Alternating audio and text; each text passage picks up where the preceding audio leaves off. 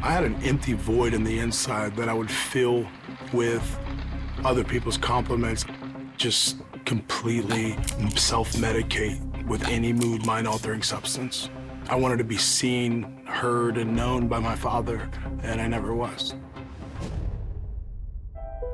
In the mid-2000s, Jed Hill was a rising star in college football. With filled stadiums of thousands chanting his name, the future was set to be one of fame and success. However, it wasn't the love of the game that drove him, but the desire to be loved by his father. I remember the times that we would come home and my dad would be in a mood and to start beating us and hitting us. I thought love was something earned. The reason why I played football was because at young ages I would play backyard football with my three brothers and my twin brother, and seeing how proud my dad was or how happy he would be when he'd see us catch a pass and things like that. I didn't even like football. I just did it because I would hope that one day my dad would say he's proud of me. Even as Jed was in the running for the NFL, his father refused to acknowledge his accomplishments. And then tragedy. I make the tackle, and my own teammate had hit his helmet into my ankle, and the bottom of my foot was touching my shin. First thing I screamed is, "Why, God? Why would you do this to me?" That took me out from even being entered in the draft or trying out and those different things. I went through a 9-month rehab. I felt empty, just completely empty. I felt useless. One moment you feel on top of the world, and the next moment the world feels on top of you. While working to rebuild his body, he was approached by a modeling agent at the gym who offered him a gig. Jed soon found himself on the covers of countless fitness and fashion magazines, eventually becoming an actor in Hollywood. But even as the stars aligned, he still craved for his father to take notice. I would come home and everybody else was so excited to see me, and he would just sit in the corner and look at me and sometimes shake his head at me like I had done something shameful. And I remember how bad that hurt.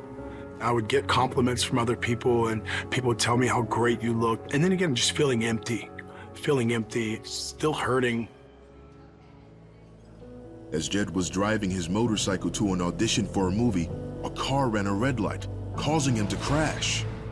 Once again, all his ambitions were derailed in an instant, as he was taken to the hospital with broken ribs and a shattered jaw.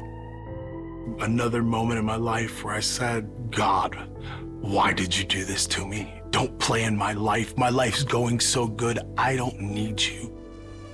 He was prescribed opioids during his recovery, eventually becoming addicted. He started selling drugs and stealing so he could score more. Finally, arrested and sentenced to prison, Jed was ready to end it all. I just wanted the pain to go away.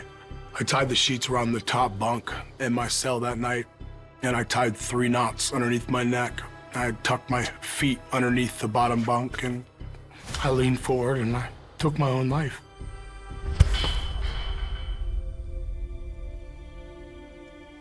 Jed awoke in the hospital 6 days later after having died and been resuscitated. As he sat in bed, wishing he hadn't survived, a nurse did something that changed everything.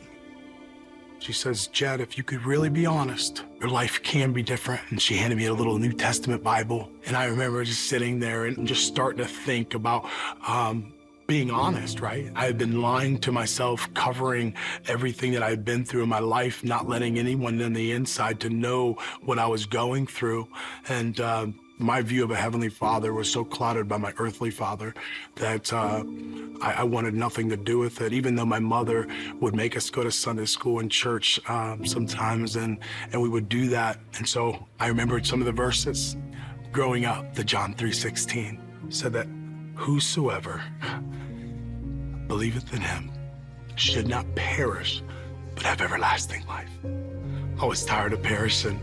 I wanted to be a whosoever. I wanted to feel the love and the compassion I had never felt before. And that moment broke me. And I said, "God, I give you all that I am. It's not much. I give you all that I will be. Do something with it." Reading the Word and praying daily, Jed committed his life to Christ. Now a pastor, Jed doesn't worry about the approval of his earthly father anymore. Instead, he serves his heavenly Father by leading others to Jesus. I had to apologize to God for the things he didn't do in my life. He didn't make me a drug addict. He didn't cause my father to abuse me. And I had to reveal this void in my life and give it to him. And the Spirit of God dwells inside of me now. I was preaching and my dad came to the altar and he accepted Jesus into his heart. I've forgiven him 100%. I love him.